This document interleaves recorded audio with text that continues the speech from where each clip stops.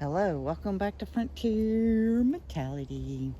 So, we have tomatoes and hyssop. We have yellow tomatoes, brandywine tomatoes, big boy tomatoes, and more yellows. Then over here, we have Cherokee purple. These little stringy ones here are the amethyst grain that we're going to be growing. And you can see the yellow dread is on the vehicles. When I say that, it's just pollen. But it is getting us all chugged up. If you watched Tuesday's video, I forgot the thumbnail to do the violets, so let y'all go ahead and see a few of them. Now let me pick a few. Here is the white and purple violet. Let's get over here. I know the pretty dark purple ones over here. Pick it. Here is the darker, there it is, purple one. They both taste like peas. They make the best fruity jelly that I've ever had. Now I'm going to tell on my age. The striped gum with the zebra, the fruit flavors, it tastes like that.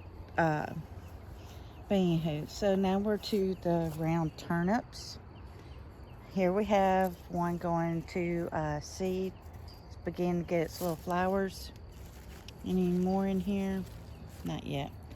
The butterhead lettuce is doing okay. Celery got bit a little bit from the cold snap we just went through. The broccoli is putting out a little bit more, and we're getting seeds. And then we have a few Swiss yards in here hiding, but they're there. I think that one might have died, but this is all butterhead lettuce that we will be able to eat on. And then all the purple turnips and the 7 top turnips are these. Let's see if we can do something. See the honeybees? They love it, and that's the main reason I'm letting them stay. They straight up taste like cabbage, but we're just letting it be so it can just feed the honeybees and they get in our yard. So we filled up these beds, all 3. Around April the 12th or so, I am going to put ginger and turmeric in them. There's some more of the beds that we've gotten in, and the kale. And now we have the cowboy toilet papers, aka lamb's ear. I weeded this patch out this past week, and I'm going to put some of my potatoes here, and I'm putting the JoJo berries on top, or they will crawl up the fence. I have 2. It's safe for the dogs, so there will be no issue with that. Me and Bruce, we don't know if they're going to live. We hope they do. We transplanted 2 strawberries here and 2 on the end, and then we have bought strawberry plugs and put them in. I see one, it's beginning to turn green, so hopefully they will survive and give us much strawberries going on. Y'all look at the red onions. Looks like all of them have started shoots in different stages. I will bring you back on Friday, which you will see this Thursday, and then you'll see another video Friday. We are planting taters.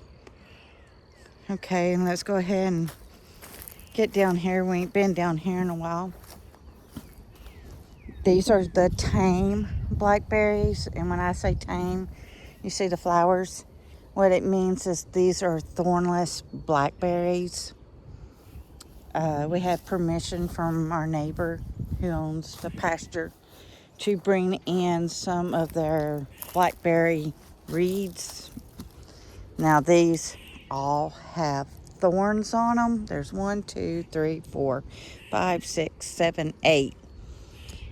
Will they produce fruit this year? No, but the runners, their roots will run underground and pop up more blackberries. Next year we want it to spread back to the back of the fence. So we have mini blackberries, and now we're into the raspberries here. This one is coming up from the ground, and so we have 4. They should eventually run as well as the wild blackberries, but I'm also going to be putting the amethyst down here, so it will be on the back side of the cattle panel, and it will be a grain. It won't compete with the they companion plant, so they're not competing. And then we have the blueberry bushes. They have all started putting on their little flowers. So we lost 0 to the freeze, and I'm very thankful. And then we have our onions here, and they're beginning to get a good little bit down on the bottom. And let's get over here to the kale and cabbage.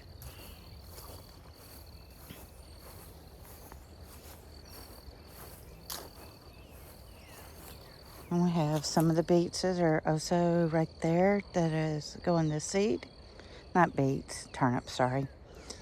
I so wanted beets this year and I never got any. Okay, and the cabbage is doing fine.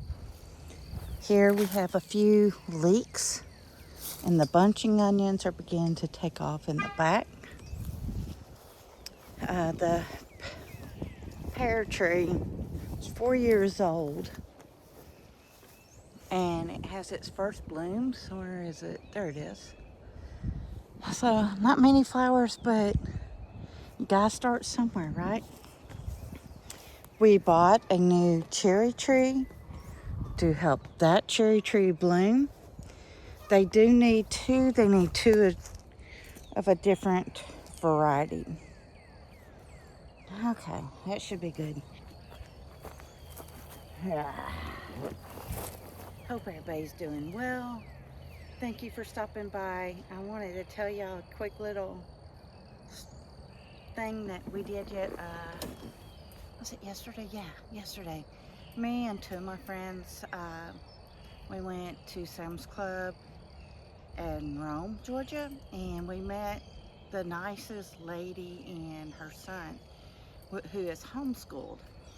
And I believe he was 13, and he could look a grown-up in the eye and talk to him just like you and I talk to each other, and so well polite, and he really gave Miss Lori a happy because he liked her sense of humor, so made her day. So if y'all are watching, thanks for chatting with us. And in the shorts, I told you about the making pool shock into bleach. It's in the shorts. It's called Safe Water, and it gives the ratio, so screenshot it, keep it for your records. That goes for anybody, actually. So it's kind of smoky here. It's not just a cloud of pollen and junk. They are burning on the mountain behind the house. And of course it's giving me some poison oak. I've got some on this eye, and I got this from weeding, but the poison oak that's on my face is from the smoke. So joy. But you can do a vinegar and baking soda paste. It usually dries it up rather quickly. I'm kind of nervous about doing it on my eye because it is on my eyelid. So I just have to do it when I'm awake and I'm at home. So if it gets in my eye, I can rinse it out. It's just vinegar, and vinegar burns no matter what. So when it gets into your eyes, because I do wash my hair with it every now and then to strip out all the products, and it's a natural hair conditioner. You can also put it in your wash and it will soften your towels. So there's many uses for practical items that people often forget about.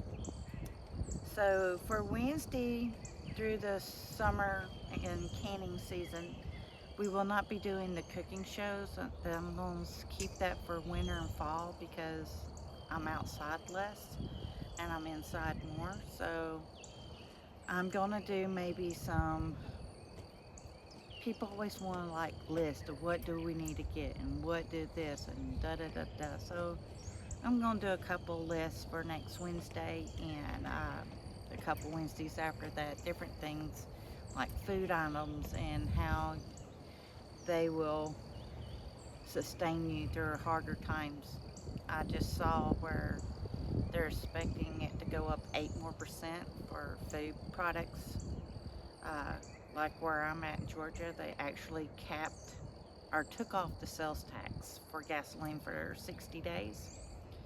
So we got another month and half of a month now left to do buy gas, help stock up extra gas cans, get it while you can, while it's a little cheaper.